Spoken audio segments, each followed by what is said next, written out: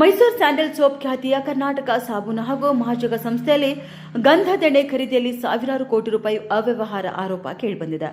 ವಿಧಾನಸೌಧದಲ್ಲಿ ಸುದ್ದಿಗೋಷ್ಠಿ ನಡೆಸಿದ ಕೆಆರ್ಪೇಟೆ ಕ್ಷೇತ್ರದ ಜೆಡಿಎಸ್ ಶಾಸಕ ಎಚ್.ಡಿ. ಮಂಜು ಅವರು ತೈಲ ಖರೀದಿ ಟೆಂಡರ್ನಲ್ಲಿ ಸುಮಾರು 1,000 ಕೋಟಿ ಅವ್ಯವಹಾರ ನಡೆದಿದೆ.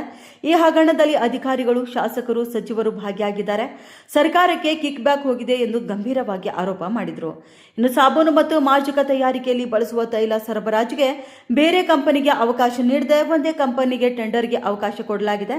ಇನ್ನು 2022 ಹಾಗೂ 23ರಲ್ಲಿ 1 ಕೆಜಿ ಸ್ಯಾಂಡಲ್ ಆಯಿಲ್ಗೆ 2,24,655 ರೂಪಾಯಿ ಇತ್ತು.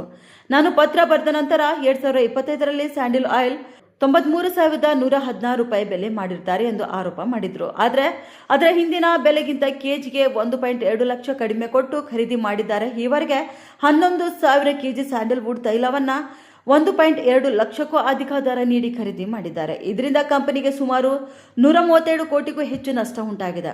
ಇನ್ನು 1,000 ಕೋಟಿಗೂ ಹೆಚ್ಚು ಅವ್ಯವಹಾರ ಆಗಿದೆ. ಒಟ್ಟು 1,700 ಕೋಟಿ ವ್ಯವಹಾರದಲ್ಲಿ 1,000 ಕೋಟಿ ಅವ್ಯವಹಾರ ಆಗಿದೆ.